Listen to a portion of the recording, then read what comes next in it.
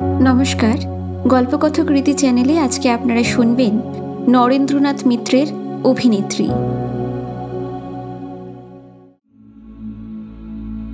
চিতপুর অঞ্চলে মালতী মল্লিকের সঙ্গে কন্ট্রাক্ট করতে এসেছিল পরিচালক অনিমেষ চৌধুরী।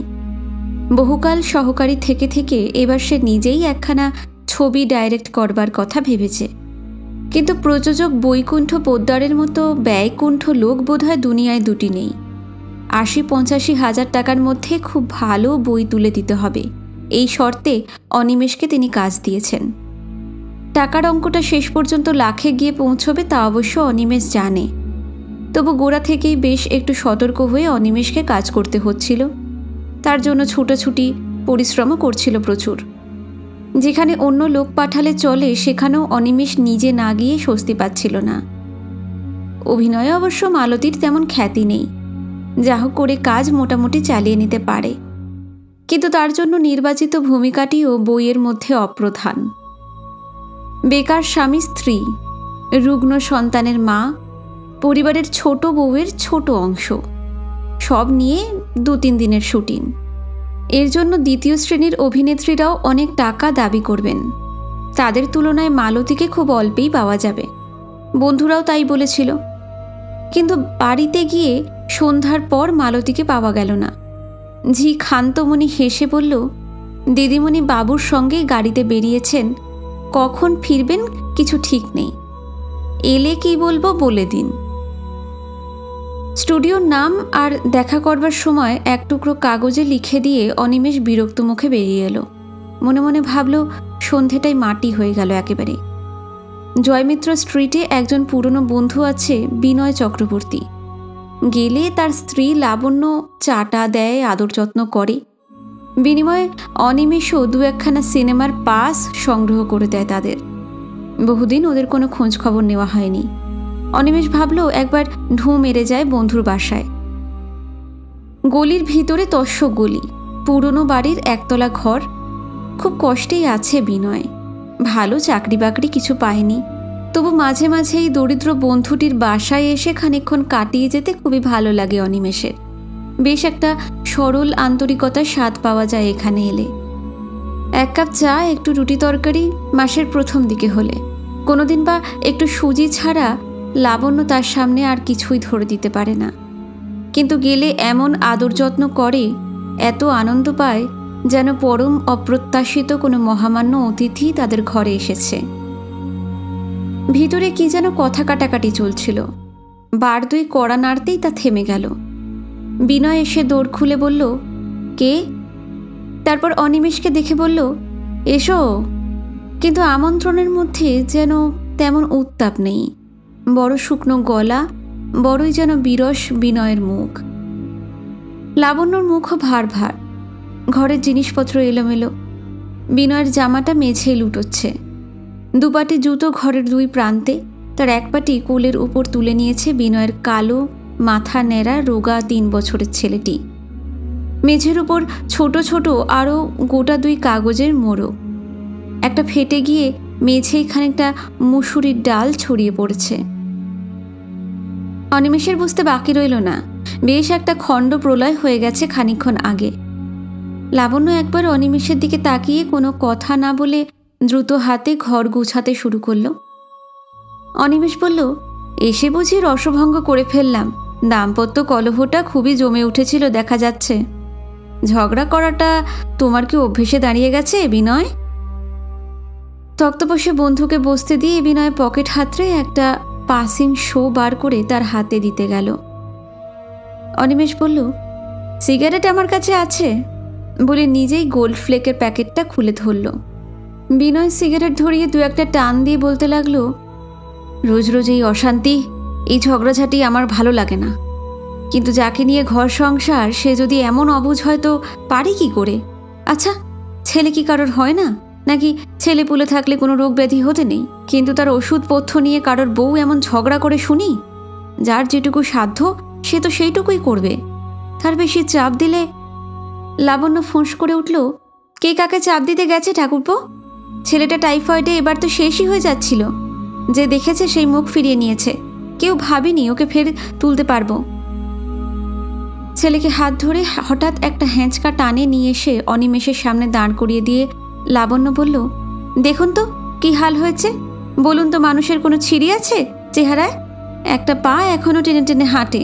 কাল নিয়ে গিয়েছিলাম তো ডাক্তারের কাছে, বললেন ভালো করে খাওয়াতে টাওয়াতে না পারলে নাকি সারবে না, সাধারণ স্বাস্থ্য ভালো হলে পায়ের দোষটুকু আপনি সেরে যাবে। তাই বলেছিলাম 1 কৌটো ওভালটিনের কথা। তাতে যে কোনো মানুষ এমন রাগ করতে পারে, এমন মুখ খারাপ করতে পারে। বলতে বলতেই থেমে গেল লাবণ্য। পায়ে আচমকা টান লাগায় ছেলেটি বোধহয় ব্যথা পেয়েছিল। সে ঠোঁট ফুলিয়ে কাঁদবার উপক্রম করতেই লাবণ্য তাকে কোলে তুলে নিয়ে সস্নেহে মধুর স্বরে বলল, ছি ছি ছি, কাকাবাবুর সামনে কাঁদে বুঝি? কাকাবাবু কি বলবেন বলো তো? দেশে বিদেশে নিন্দে করে বেড়াবেন যে। জানো কত ভালো ভালো ছবি তোলেন তোমার কাকাবাবু। আমাদের বিন্দুর কিন্তু একটা চমৎকার ছবি তুলে দিতে হবে ঠাকুরপো। লাবণ্য একটু হাসল। অনিমেষের চোখে এই অপ্রত্যাশিত হাসিটুকু ভারী সুন্দর লাগলো। বিনয়ের ছেলের তুলনায় তার স্ত্রীকে সুশ্রী বলা যায়। রং ফর্সা, টানা নাক, চোখ, মুখের গড়নের মধ্যে বেশ একটু মিষ্টত্ব আছে। বয়স 25-26 হবে। দীর্ঘ দোহারা চেহারা। স্বাস্থ্য এত অভাব অনটনেও ভেঙে পড়েনি। এমন রোগা আকৃতির ছেলে লাবণ্যর কোলে মানায় না, কিন্তু মাতৃত্ব ওর স্নিগ্ধ সৌন্দর্যকে মধুরতর করেছে। অনিমেষকে অমন করে তাকাতে দেখে লজ্জিত হয়ে লাবণ্য চোখ নামিয়ে নিয়ে বলল, আপনি তো আজকাল আসেনি না, শুনেছি নাকি ডিরেক্টর হয়েছেন। অনিমেষ হেসে বলল, তা হয়েছি। তারপর বন্ধুর দিকে ফিরে তাকিয়ে অনিমেষ বলল, সত্যি এ তোমার ভারী অন্যায় বিনয়। ছেলেটার একটু যত্ন টত্ন নেওয়াই তো উচিত এখন।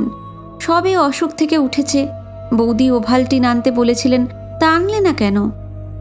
বিনয় উত্তক্ত হয়ে বলল, আনলে না কেন? ফরমাইশ কি 1 ওভালটিনেরই ছিল নাকি?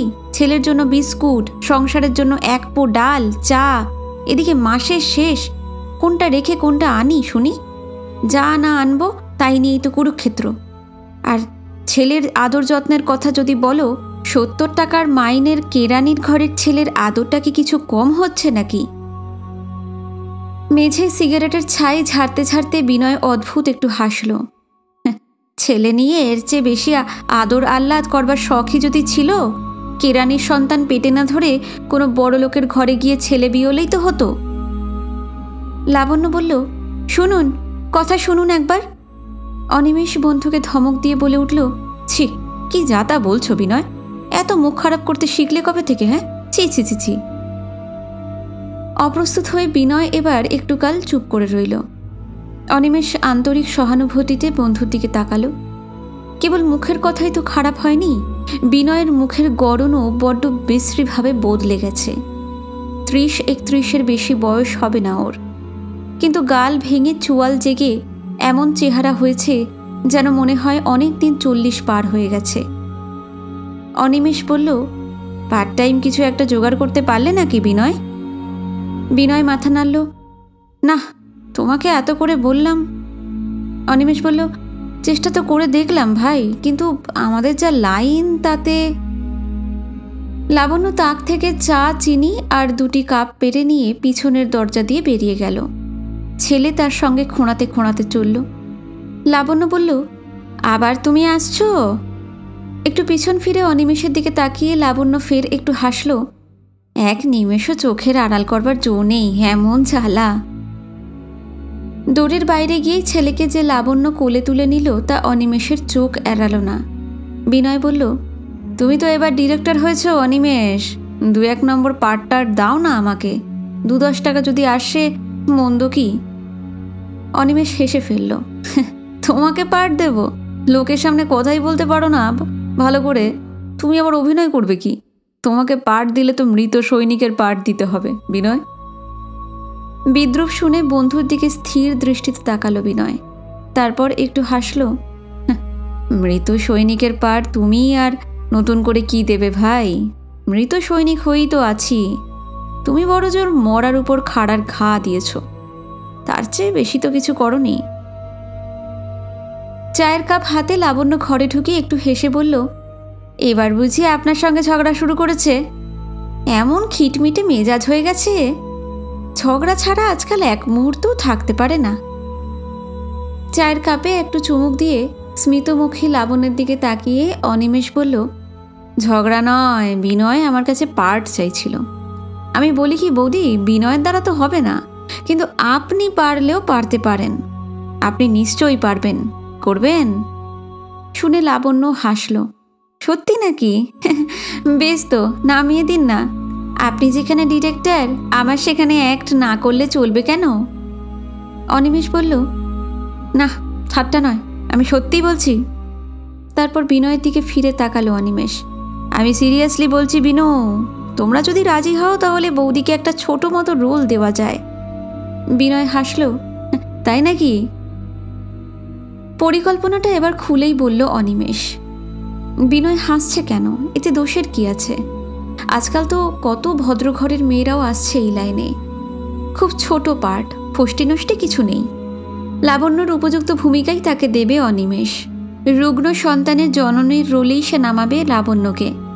সব শুদ্ধ 3-4টি শটের বেশি হবে না, কথাও খুব সামান্য। স্বামীর সঙ্গে মাত্র একবার সাক্ষাৎ হবে, বাকি সব দৃশ্যই ছেলের সঙ্গে আর বুড়ো ডাক্তারের সঙ্গে। স্টুডিওতে বিনয় থাকবে, অনিমেষ থাকবে, কোনো অসুবিধেই হবে না। বিনয়ের ছেলে বিন্তুকে শুদ্ধ নামাবে অনিমেষ। নিজের ছেলেকে ঘরে যেমন আদর যত্ন সেবা শুশ্রূষা করছে লাবণ্য, স্টুডিওতে ক্যামেরার সামনে তার চেয়ে বেশি কিছু করতে হবে না। সব দিয়ে দিন 3 বেরোতে হবে বড় জোর। প্রযোজককে বলে ঠুলে 100-3 টাকার ব্যবস্থাও করতে পারবে অনিমেষ। 300 টাকা? রুদ্ধশ্বাসে চুপ করে রইল লাবণ্য। সে যে অনেক। বিন্তুর চিকিৎসার জন্য আগে যা কিছু ধার আছে তা শোধ দেওয়া যাবে। দিয়ে থুয়ে যা বাকি থাকবে তাতে ভালো ফুড হয়ে যাবে বিন্তুর। ওর নতুন জামা, জুতো, প্যান্ট আসবে। ওর নামে 25 টাকার একটা সেভিংস অ্যাকাউন্টও খুলে রাখবে লাবণ্য। বড়লোকের ছেলেদের নামে ব্যাংকে টাকা থাকে বলে সে শুনেছে। সেই টাকায় হাত দিতে দেবে না বিনয়কে। কিন্তু 300 টাকায় যদি একসঙ্গে আসে, বিনয়ের জন্য কিছু কিনে দিতে হবে বই কি। যে হিংসুটে মানুষ, বেদুবার মতো ভালো জামা কাপড়ও নেই। একটা সিগারেট কেসের ভারী শখ বিনয়ের, তাও একটা কিনবে লাবণ্য ওর জন্যে। নিজের একখানা ভালো শাড়ি নেই বাক্সে। অবশ্য সে মুখ ফুটে চাইবে না। বিনয় যদি কেনে, কিনবে। হাতে অত টাকা এলে বিনয় অবশ্য শাড়ির কথাই আগে বলবে, তা লাবণ্য জানে। লাবণ্য অস্ফুট স্বরে বলল, আপনি ঠাট্টা করছেন। অনিমেষ বলল, না বৌদি, আমি মোটেই ঠাট্টা করছি না। আপনারা যদি রাজি হন আমি সব ব্যবস্থা করে ফেলি। লাবণ্য বলল, কিন্তু কিন্তু লোকে যে নিন্দে করবে। অনিমেষ বলল, কেন নিন্দে করবে? এতে নিন্দের কি আছে? আর তাছাড়া আপনি যদি নিজের নাম না দিতে চান তো দেবেন না। লাবণ্যর বদলে অন্য নাম রাখলেই হবে। বিদায় নেওয়ার সময় বন্ধুকে আরও একবার অনুরোধ করে গেল অনিমেষ। তারা সারা রাত ভালো করে ভেবে দেখুক। কাল বেলা 10টার মধ্যে কিন্তু পাকা কথা দিয়ে আসতে হবে। বিনয় যদি রাজি না হয় তাহলে অন্য লোকের সঙ্গে কন্ট্রাক্ট করে ফেলবে অনিমেষ। তার দেরি করবার সময় নেই। বইয়ের শুটিং প্রায় আধা আধি হয়ে গেছে, বাকি অর্ধেক মাসখানেকের মধ্যেই শেষ করতে হবে। সদর দরজা পর্যন্ত লাবণ্য আর বিনয় এগিয়ে দিয়ে এলো অনিমেষকে। লাবণ্য বলল, কিন্তু ঠাকুরপো, আমি কি পারবো? আপনি কি শিখিয়ে পড়িয়ে নিতে পারবেন আমাকে? অনিমেষ বলল, নিশ্চয়ই। মা কি করে ছেলের পরিচর্যা করে, ছেলের শক্ত অসুখে তার মনের অবস্থা কীরকম হয় না হয় তা তো আর আপনাকে শিখিয়ে দেওয়ার বেশি দরকার হবে না। পরদিন সকালেই বিনয় গিয়ে অনিমেষকে খবর দিল লাবণ্য রাজি হয়েছে। বিনয় বলল, কিন্তু নামটা ভাই বদলে দেওয়াই ভালো। অনিমেষ হেসে বলল, এটা কি তোমার ইচ্ছে না তার? শেষে বৌদি যখন নাম করা লোক হয়ে পড়বেন তখন নাম বদলাবার জন্যই হয়তো অনুতাপ হবে। আচ্ছা, নামের ব্যাপার তো সবচেয়ে পরে হবে, সে তখন দেখা যাবে। দুপুরের পর মালতী গিয়ে স্টুডিওতে হাজির। 30 পেরিয়ে গেছে বয়স, চোখে মুখে অমিতাচারের ছোপ। পুরু পাউডারের প্রলেপে তাকে প্রাণপণে ঢাকবার চেষ্টা করেছে। ঠোঁটে লিপস্টিক, চড়া রঙের শাড়ি, গয়নায় চুল বাঁধবার ঢঙে নিজেকে অষ্টাদশী বলে প্রমাণ করবার প্রয়াস সুস্পষ্ট। অনিমেষ ভ্রু কুঞ্চিত করে বলল, বড় দেরি করে এলেন মিস মল্লিক, আমি আর একজনের সঙ্গে কন্ট্রাক্ট করে ফেলেছি। মালতী বলল, সে কি? আপনি তো আজ 12টার সময় স্টুডিওতে দেখা করতে বলেছিলেন, এখনো তো 5 মিনিট বাকি আছে 12টার। নিজের হাত ঘড়িটা মালতী অনিমেষের চোখের সামনে তুলে ধরল। অনিমেষ বলল, আমাকে আজ সকালেই কন্ট্রাক্ট করে ফেলতে হয়েছে, বড় তাড়াতাড়ি ছিল, কাল থেকেই ফের শুটিং আরম্ভ কিনা। আর তাছাড়া ভেবে দেখলাম মায়ের ভূমিকা আপনাকে ঠিক মানাতও না, আপনার উপযুক্ত কোনো রোল থাকলে নিশ্চয়ই। মালতী চটে উঠে বিকৃত মুখে বলল, আপনার মতো অমন পুঁচকে ডিরেক্টর ঢের ঢের দেখেছি অনিমেষবাবু। ছিলেন তো ফটোগ্রাফার, হয়েছেন ডিরেক্টর। বলে কি না, যত ছিল নলবনে সব হলো কীর্তুনে। ধরাকে সরাজ্ঞান করছেন। মানাতো না, না মানাবার কি আছে শুনি? কেবল মা কেন, জেঠিমা, খুড়িমা, মাসিমা, পিসিমা ইচ্ছে করলে পারি নাকি? এতদিন ওই সব রোলে কেউ আমাকে নামাতে পারেনি। আপনার বইতে নিজের ইচ্ছেই নামতে চেয়েছিলাম। বেশ, কন্ট্রাক্ট আপনি না করতে চান তো না করলেন, কিন্তু 1 মাঘে শীত যায় না, তাও বলে দিচ্ছি। খানিকক্ষণ চেঁচামেচির পর গটগট করে বেরিয়ে গেল মালতী। স্টুডিও সম্বন্ধে যাতে একটু মোটামুটি ধারণা হয় তার জন্য সপুত্রক লাবণ্যকে আগেই একবার বিনয় ঘুরিয়ে নিয়ে গেল। সাজসজ্জা, যন্ত্রপাতি দেখে লাবণ্য তো অবাক। নির্জীব দুর্বল বিন্দুরও উৎসাহের অবধি নেই। মার কোলে থেকে সে দুর্বোধ্য ভাষায় হাত পা নেড়ে কী সব বলতে লাগলো। মাত্র 1 দিন আছে মাঝখানে, রিহার্সালের সময় নেই। চলচ্চিত্রে এই রকমই দস্তুর। উদ্যোগের আয়োজনের ব্যাপারে অতি দ্রুত চলায় সে অভ্যস্ত। তবু বিনয়ের বাসায় গিয়ে লাবণ্যকে প্রথম দিনের শুটিংয়ের খানিকক্ষণ মহড়া দেওয়ালো অনিমেষ। ছেলের মুখে সামান্য 2-1 কথা ছিল, কিন্তু বিন্তু মা বাবা ছাড়া এখনো কোনো ডাক শেখেনি বলে অনিমেষ তা কেটে দিল। বিন্তুর বিকলাঙ্গ কদাকৃতি চেহারাটাই ছবির পক্ষে এক বড় সম্পদ, ওর মুখে কথার আর দরকার হবে না। পরদিন গাড়িতে করে নিজেই বন্ধু আর তার স্ত্রী পুত্রকে নিয়ে এলো অনিমেষ। স্টুডিওর দরজায় দেখা হলো মালতীর সঙ্গে। অনিমেষ একটু সৌজন্য আর সহানুভূতির স্বরে বলল, এই যে মিস মল্লিক, আপনিও এসেছেন দেখছি, কাজ আছে বুঝি? মালতী বলল, আপনার নতুন স্টার দেখতে এলাম, সেও তো এক কাজ। বলে গাড়ির ভিতরে উঁকি দিয়ে লাবণ্যর দিকে ঈর্ষা কুটিল চোখে একটু তাকালো। লাবণ্য চোখ ফিরিয়ে নিল। মালতী চলে গেলে লাবণ্য বলল, মেয়েটা কে গো ঠাকুরপো? কীরকম অসভ্যের মতো বারবার তাকাচ্ছিল, আর কি রঙই না মেখেছে মুখে, ছি ছি ছি, কে ও? অনিমেষ মৃদু হাসল, বড় সহজপাত্রী নয় বৌদি, আর একটু হলেই ও আপনার জায়গা কেড়ে নিত। আপনি তো লক্ষ্য করেননি?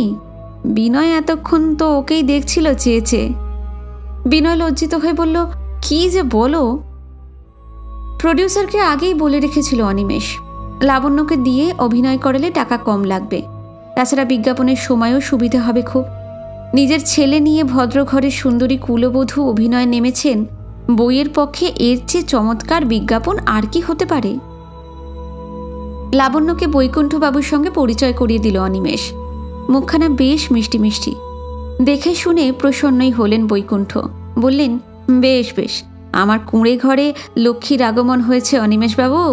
আহা হা হা, মুখখানা কীরকম শুকিয়ে গেছে, ওকে রিফ্রেশমেন্ট রুমে নিয়ে যান এক্ষুনি। সেট সাজানো হলো। আড়ম্বর আয়োজনের কিছু নেই, দরিদ্র নিম্ন মধ্যবিত্ত গৃহস্থের ঘর, ঠিক যেমন ঘর লাবণ্য দেখে এসেছে। অনিমেষ সেটে প্রায় তারই অনুকরণ করল। মেঝে ছেঁড়া বিছানায় রোগজীর্ণ ছেলে, দায়িত্বহীন ভীরু বেকার স্বামী কোথায় পালিয়ে বেড়াচ্ছে। এদিকে ভিজিট না পেলে ডাক্তার আসবে না, ডাক্তার ডাকবার লোক নেই, টাকাও নেই। একবার ছেলের গায়ে হাত দেয় মা, আর একবার হাত তুলে আনে। নিজের হাতে শাঁখা আর এওতির লোহা ছাড়া আর কিছুই নেই। এক চিলতে হার এখনো আছে ছেলের গলায়, খানিক আগে হাড় হাড় বলে কেঁদেছিল, তাই পরিয়ে দিতে হয়েছে।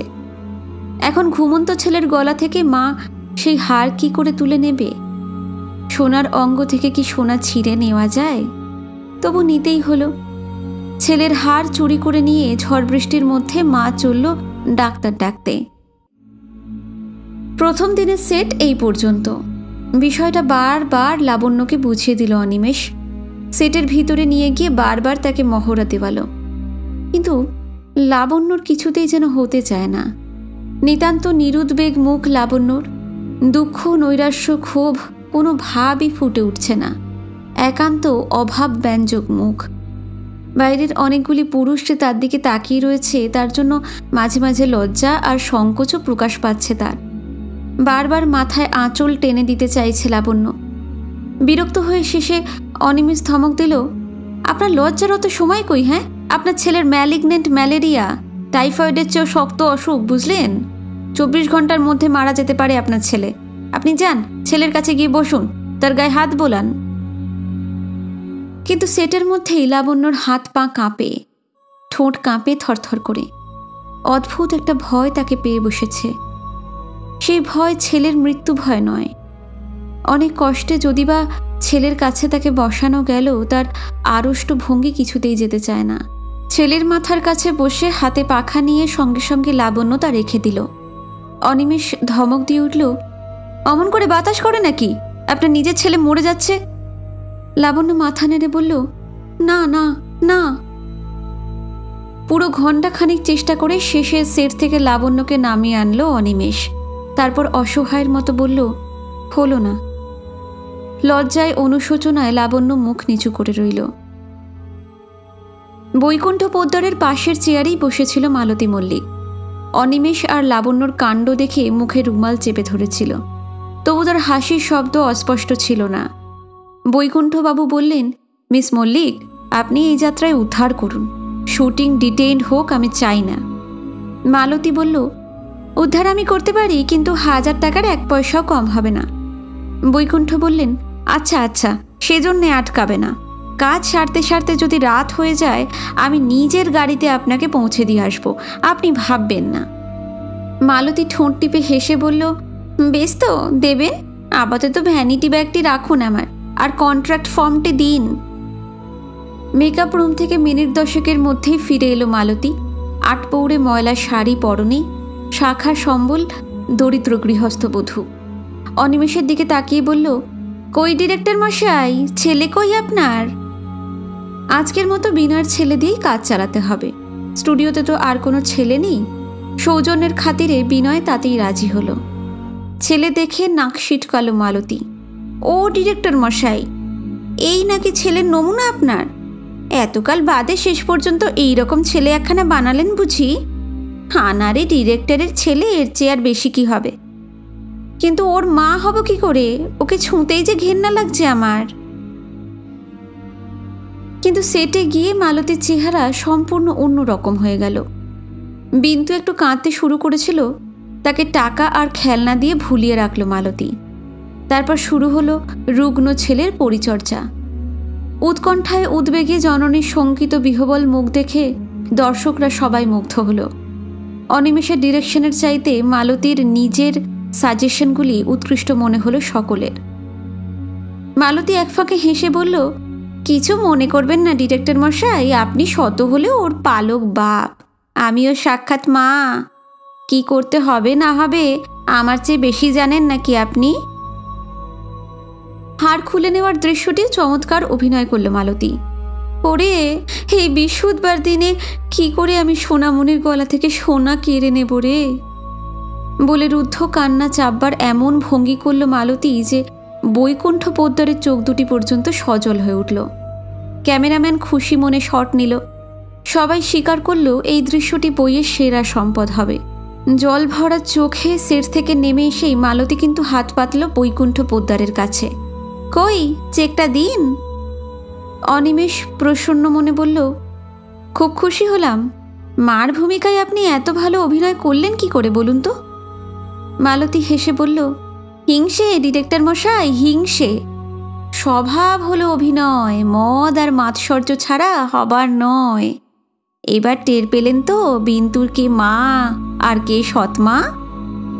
বলে আর চোখে নতমুখী লাবণ্যর দিকে একটু তাকিয়ে নিয়ে মালতী বৈকুণ্ঠকে বলল, আপনি গাড়ির বন্দোবস্ত করুন বৈকুণ্ঠবাবু, আমি মেকআপ রুম থেকে এলাম বলে। গাড়িতে করে অনিমেষও লাবণ্যদের পৌঁছে দিয়ে আসতে চাইল, কিন্তু বিনয় আর লাবণ্য দুজনেই মাথা নাড়ল। গাড়িতে দরকার নেই, তারা ট্রামেই বেশ যেতে পারবে। বিন্দুর হাতে একখানা 10 টাকার নোট গুঁজে দিল অনিমেষ, কিন্তু লাবণ্য তাও নিল না। বলল, ওই টাকা দিয়ে কাকাবাবুকে প্রণাম করো বিন্দু, ও নিয়ে তোমার কাজ নেই। কাকাবাবু পরে তোমাকে লজেন্স বিস্কুট কিনে দেবেন, তাই নিও। অনিমেষ বলল, আমি খুবই লজ্জিত বৌদি। লাবণ্য বলল, আপনার লজ্জার কি আছে? রিলিজের পর সপ্তাহ 4 বেশ ভালোই চলল বই। মোটামুটি উতরে গেছে অনিমেষের প্রথম ছবি। পাস পেয়ে পরিচিত বন্ধুরা দেখে এসে সুখ্যাতিই করল। কেবল এলো না বিনয়। অনিমেষ ভাবল ওরা লজ্জা পাচ্ছে। 2খানা পাস নিয়ে একদিন হাজির হলো বন্ধুর বাসায়। চেহারা আরও খারাপ হয়েছে, জামাকাপড় আরও জীর্ণ, ঘরটা যেন একটু ফাঁকা ফাঁকা, আসবাবপত্র সব নেই। তবু বিনয় খুশি হবার ভঙ্গিতে বলল, এসো এসো, আমি ভাবলাম তুমি বুঝে সম্পর্ক তুলেই দিলে। লাবণ্য বলল, আপনার ছবির নাকি খুব নাম হয়েছে। অনিমেষ বলল, পরের মুখে ঝাল খেয়ে লাভ কি, নিজেরা গিয়ে আগে দেখে আসুন, তারপর ভালো বলতে হয় বলুন, নিন্দে করতে হয় করুন। কিন্তু মহারাজ, এসো তো এদিকে, এই নাও তোমাদের পাস। তোমার অভিনয় কেমন হয়েছে দেখে এসো গিয়ে। আপনারা তো ছেলে দিলেন না বৌদি, অতি কষ্টে শেষে আর একটাকে জোগাড় করে নিলাম। রুগ্ন উলঙ্গ ছেলের দিকে একবার তাকালো অনিমেষ। পাটা আরও শুকিয়েছে। অনিমেষ বলল, ও শরীরটা বুঝি এখনো তেমন সারেনি বৌদি, ফের কি অসুখ বিসুখ? কথা শেষ হতে পারল না। দরজায় কড়া নড়ে উঠল, সঙ্গে সঙ্গে ভারী গলাও শোনা গেল, বিনয়বাবু আছেন? বিনয়বাবু? বিনয় স্ত্রীর দিকে তাকালো, তারপর ফিসফিস করে বলল, সেরেছে। অনিমেষ এসেই যত গোল বাঁধালো, না হলে আমি এতক্ষণে বেরিয়ে যেতাম, নাগাল পেত না। অনিমেষ বলল, কে? বিনয় তেমনই ফিসফিস করে বলল, বাড়িওয়ালা গোবিন্দ প্রামাণিক, ভাড়ার তাগিদে এসেছে। অস্থির করে ফেললো ভাই। এদিকে হাতে পয়সা নেই একটুও, পুরো মাইনে পাইনি অফিস থেকে, কিছু আগাম নেওয়া ছিল তাই কেটে রেখেছে। তারপর স্ত্রীর দিকে তাকিয়ে বলল, যাও বলে এসো বাসায় নেই। লাবণ্য একবার অনিমেষের দিকে তাকালো। বিনয় বলল, আহা, ওর কাছে আর লজ্জা করতে হবে না তোমাকে, ও আমার ছেলেবেলার বন্ধু, বলে এসো নেই, বেরিয়ে গেছে। পাওনাদার ভাগাতে লাবণ্যের জুড়ি নেই অনিমেষ। লাবণ্য স্থির দৃষ্টিতে একটুকাল স্বামীর দিকে তাকিয়ে বলল, নেই বললে বিশ্বাস করবে কেন? তোমার গলা তো শুনতে পেয়েছে। বিনয় কাঁথাটা মুড়ি দিয়ে টান হয়ে শুয়ে পড়ল। বলল, তাহলে বলো গিয়ে, বড্ড অসুখ। সদর দরজায় লাবণ্যর সঙ্গে আগন্তুকের মৃদু কণ্ঠে কি একটু কথা হলো। তারপর একজন প্রৌঢ় মতো লোককে সঙ্গে নিয়ে লাবণ্য ফিরে এলো। আসুন কাকাবাবু, এমন দুর্বল হয়ে পড়েছে যে উঠে যাবার পর্যন্ত সাধ্য নেই। বাড়িওয়ালা গোবিন্দ প্রামাণিক ঘরের ভিতরে এসে দাঁড়ালেন। বছর 50 বয়স হবে। লম্বা চওড়া স্বাস্থ্যবান পুরুষ, মাথায় কাঁচা পাকা চুল, ভুঁড়ির কাছে ফতুয়ার বোতাম দুটি খোলা। কাঁথা মুড়ি দিয়ে বিনয় ততক্ষণে পাশ ফিরে শুয়েছে। লাবণ্যর দিকে তাকিয়ে গোবিন্দবাবু বললেন, হয়েছে কি বিনয়বাবু, জ্বরটার নাকি? তিনি একটু এগিয়ে কপালে হাত দিতে গেলেন বিনয়ের। লাবণ্য বলল, না কাকাবাবু, জ্বর নয়, এই সামান্য জ্বরজারি উনি তো গ্রাহ্যই করেন না। কাল দিনে রাত্রে অন্তত 12-25 দাস্ত হয়েছে। গোবিন্দবাবু একটু পিছিয়ে এলেন। বলেন কি? লাবণ্য বলল, হ্যাঁ 25 বার তো হবেই, বেশিও হতে পারে। শেষের দিকে বিছানা থেকে আর উঠবার তো ক্ষমতাই ছিল না। ভয় তো আর বাঁচি নে কাকাবাবু, দিনকাল তো ভালো নয়। অনিমেষ লক্ষ্য করল লাবণ্য চোখে মুখে সত্যি যেন স্বামীর অসুখের জন্য শঙ্কা আর উদ্বেগের ছাপ এসে পড়েছে। কালকের ভয় যেন তার আজও কাটেনি। গোবিন্দবাবু বললেন, ভয়েরই তো কথা, চারিদিকে যা অসুখ বিসুখ হচ্ছে, শুধু দাস তো নাকি বমি টমিও ছিল? লাবণ্য বলল, শেষের দিকে তো সবই শুরু হয়েছিল। মানুষ নেই, জোর নেই, টাকা পয়সা টানাটানি, এমন বিপদেই পড়লাম। শেষে দিশে টিশে না পেয়ে এই মামাকে খবর দিলাম। শ্যামবাজারের মধু ডাক্তারের নাম শুনেছেন তো? হ্যাঁ, তিনি আমার মামা। তিনি দেখে প্রথমে ঘাবড়েই গেলেন, তারপর ভগবানের দয়ায় 2 দিনে কি চেহারা হয়ে গেছে দেখুন কাকাবাবু। লাবণ্য বিনয়ের গা থেকে কাঁথাটা তুলে ধরল। গোবিন্দবাবু বললেন, খাওয়া দাওয়ার কিছু গোলমাল হয়েছিল নাকি? না হলেই বা কি, মানুষের শরীরের কখন যে কি হয় তা কেউ বলতে পারে না। লাবণ্য সস্নেহে স্বামীর কপালে হাত বুলালো। কি গো, ঘুমিয়ে পড়লে নাকি? কাকাবাবু ডাকছেন তোমাকে। গোবিন্দবাবু বাধা দিয়ে বললেন, থাক থাক, ওকে আর ডেকে কাজ নেই। আমি ভাড়াটার কথা বলবো ভেবেছিলাম মা। যাক, আজ আর না হয় নাই বা বললাম, কিন্তু এদিকে তো 2 মাস হয়ে গেল। বিনোদ 2-3 দিন এসে ঘুরে গেছে, বিনয়বাবুর দেখা পায়নি। লাবণ্য বলল, একটু সুস্থ হলে উনি নিজেই ভাড়া দিয়ে আসবেন কাকাবাবু, বিনোদকে আর পাঠাতে হবে না। স্কুলের ছেলে, পড়াশোনার ক্ষতি হবে তো ওর। তারপর অনিমেষের দিকে তাকিয়ে লাবণ্য বলল, চমৎকার ছেলে, এত ছেলে মেয়ে আসে যায়, কিন্তু বিনোদের মতো এমন শান্তশিষ্ট স্বভাব আমি আর কারোর দেখিনি। কাকাবাবু দুঃখ করেন পড়াশুনোটা তেমন হলো না, 2-2বার ফেল করেছে ফার্স্ট ক্লাসে। তা করলই বা, লেখাপড়াটাই কি মানুষের সব নাকি? পড়াশোনা করে যে কি হয় তাও তো চোখের ওপর দেখতে পাচ্ছি। মানুষের স্বভাবটাই আসল, কি বলুন ঠাকুরপো? মানুষ যদি সৎ হয়, সত্যি কথা বলে। অনিমেষ একটু ঢোক গিলে বলল, তা তো ঠিকই। এক ফাঁকে গোবিন্দবাবুর সঙ্গে অনিমেষের পরিচয় করিয়ে দিলেন লাবণ্য। বলল, মস্ত বড় ডিরেক্টর। আপনি তো সিনেমা টিনেমা কিছু দেখেন না কাকাবাবু, কিন্তু সিনেমাওয়ালারা সবাই ওর নাম জানে। ও তো ছেলেবেলার বন্ধু ওর। অসুখের খবর পেয়ে দেখতে এসেছেন। একটু বাদে গোবিন্দবাবু বললেন, তাহলে আজ আমি চলি, আমার কথাটা কিন্তু। লাবণ্য বলল, নিশ্চয়ই, উনি সুস্থ হয়ে উঠেই আপনার সঙ্গে দেখা করবেন। কিন্তু ও কি কাকাবাবু, উঠলে তো চলবে না, একটু বসুন, 1 কাপ চা করে আনি। চা তো খুব ভালোবাসেন আপনি। গোবিন্দবাবু একটু শঙ্কিত হয়ে বললেন, না না, চা আজ থাক, চা আজকাল আর আমি তেমন খাই নে। লাবণ্য বলল, তাহলে থাক, আজ আমিও বেশি খেতে বলবো না কাকাবাবু, যা দিনকাল, একটু পরিষ্কার পরিচ্ছন্ন হয়ে সাবধান সতর্ক মতো থাকাই ভালো। আর একদিন এসে কিন্তু চা খেয়ে যেতে হবে, কথা দিয়ে যান কাকাবাবু। লাবণ্যর মুখে হাসি, গলায় আবদারের সুর। আচ্ছা মা, আচ্ছা, আসবো আর একদিন, বলে গোবিন্দবাবু সদর দরজা দিয়ে বেরিয়ে গেলেন। বিনয় কাঁথা ফেলে দিয়ে সোজা হয়ে উঠে বসল। বন্ধুকে বলল, দেখলে তো, তোমার চেয়ে আমি নেহাত খারাপ ডিরেক্টর নই। অনিমেষ এতক্ষণ বিস্ময়ে নির্বাক হয়েছিল।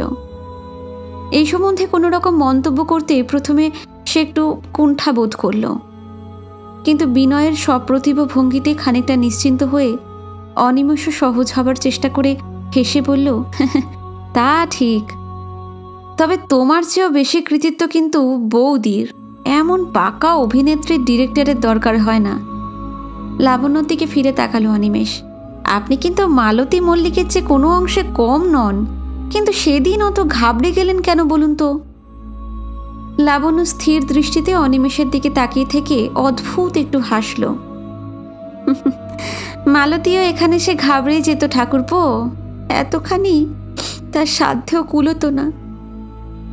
লাবণ্য ধরা গলায় 2 বন্ধু চমকে উঠে ওর মুখের দিকে তাকালো। লাবণ্য ঠোঁটে সেই হাসিটুকু এখনো লেগে রয়েছে, কিন্তু চোখ দুটো হঠাৎ অমন ছলছল করছে কেন? আপনারা এতক্ষণ শুনছিলেন নরেন্দ্রনাথ মিত্রের অভিনেত্রী। আশা করি আজকের গল্পটি আপনাদের ভালো লাগলো। ভালো লাগলে অবশ্যই কমেন্টে জানাবেন আর ভিডিওতে লাইক করবেন। আজকে যদি আমার চ্যানেলে নতুন এসে থাকেন, অবশ্যই আজকে এই পর্যন্তই। নমস্কার, ভালো থাকবেন সবাই।